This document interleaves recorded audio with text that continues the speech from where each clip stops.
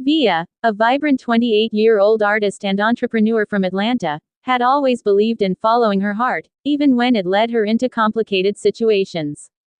Her current relationship with Luca, a charming and mysterious Italian chef she met online, seemed like the answer to her prayers.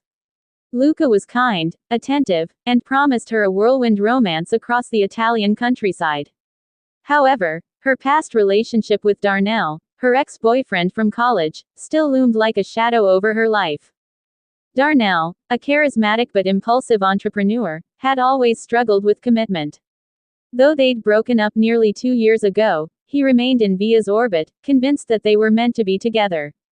His sudden decision to re-enter her life coincided with Luca's long-awaited visit to the U.S. on a K-1 visa, creating a perfect storm of emotions, unresolved conflicts, and drama.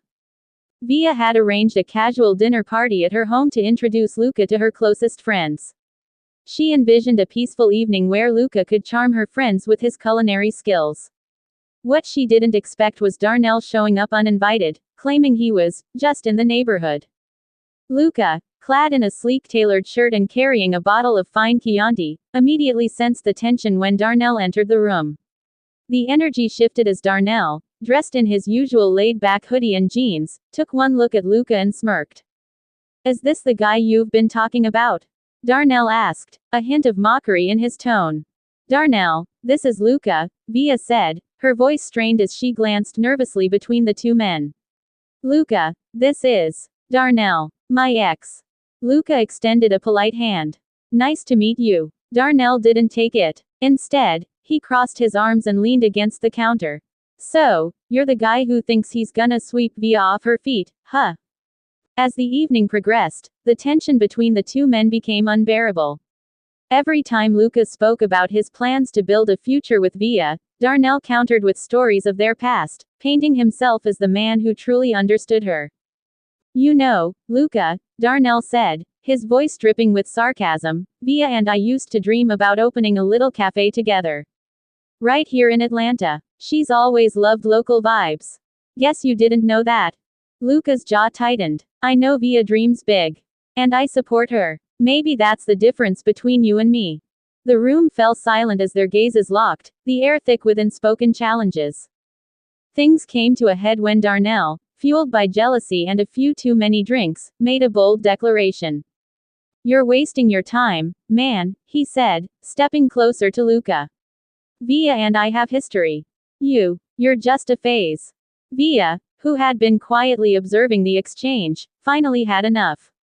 She stood between them, her voice firm and clear. "Stop it, both of you," she said. "This isn't about who's better or who has more history with me. This is about what I want. And I'm tired. Of being treated like some prize you two are fighting over." Darnell looked stunned, while Luca nodded solemnly, taking a step back. "Veah," Luca said, his voice soft, "I only want what makes you happy. If that's not me, I will respect your decision." After the dramatic showdown, Veah took some time to process her feelings.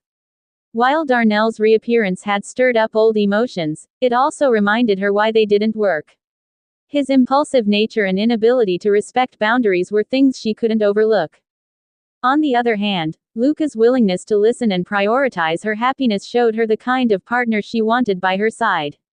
In the end, Veah chose to move forward with Luca, making it clear to Darnell that their chapter was officially closed. It wasn't an easy decision, but it was the right one for her.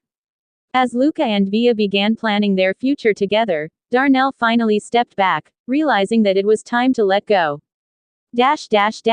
Let me know if you'd like me to expand on any part of the story, such as diving deeper into the characters' backstories or adding more drama to the dinner party.